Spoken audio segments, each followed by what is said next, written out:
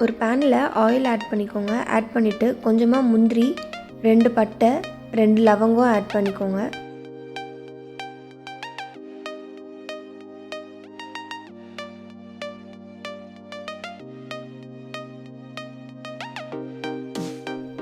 ஒரு ஸ்பூன் சோம்பு ஆட் பண்ணிக்கோங்க. இதில் நல்லா ஃப்ரை ஆனதுக்கப்புறம்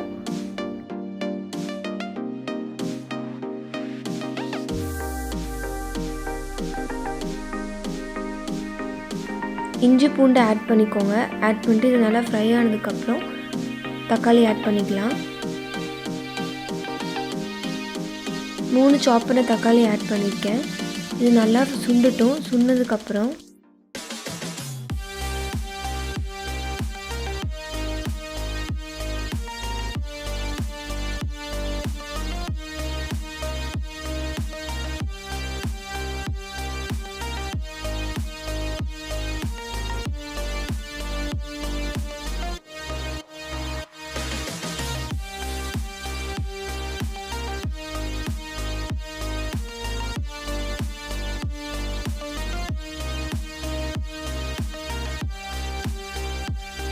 இது சுண்டி இந்த ஸ்டேஜ் வந்ததுக்கப்புறம் 1 டீஸ்பூன் மஞ்சள்தூள், 2 ஸ்பூன் மிளகாய்த்தூள், 1 ஸ்பூன் கொத்தமல்லி தூள், 1 ஸ்பூன் கறி மசாலா ஆட் பண்ணிக்கோங்க.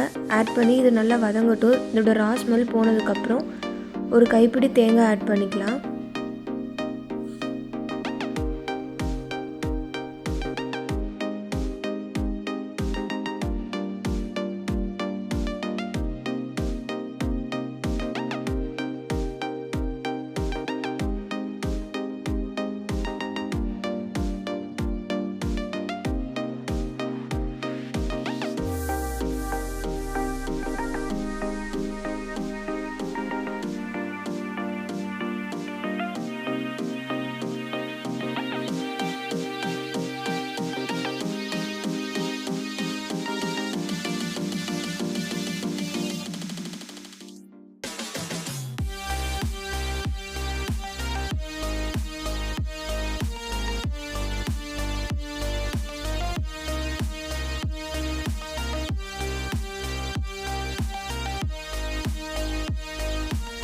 இப்போ இது நல்லா ஆறுனதுக்கப்புறம் ஃபைன் பேஸ்ட்டாக அரைச்சிக்கலாம். இப்போ அதே பேனில் கொஞ்சமாக எண்ணெய் ஊற்றி கடுகு, சீரகம், சோம்பு, கடலைப்பருப்பு, உளுத்தம்பருப்பு எல்லாம் ஆட் பண்ணி தாளிச்சுக்கோங்க. இது தாளிச்சதுக்கப்புறம் 2 பச்சை மிளகாய்,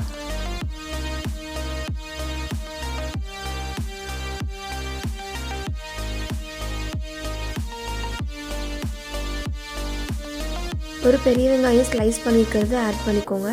ஆட் பண்ணிவிட்டு இது நல்லா கோல்டன் ப்ரௌன் ஆனதையும் நம்ம அரைச்சி வச்சுருக்க பேஸ்ட்டு இதில் ஆட் பண்ணிக்கலாம்.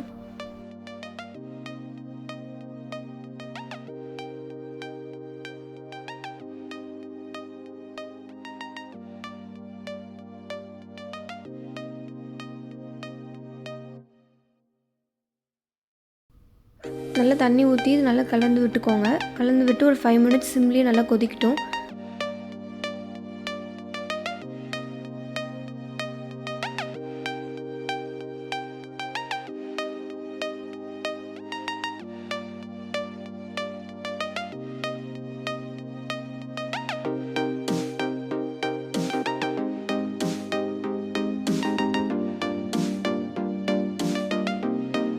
கொஞ்சம் திக்னஸ் வந்தோடனே ஸ்டவ் ஆஃப் பண்ணிடலாம். எம்மியான தக்காளி குழம்பு ரெடி. ட்ரை பண்ணி பாருங்கள். தேங்க்யூ ஃபார் வாட்சிங்.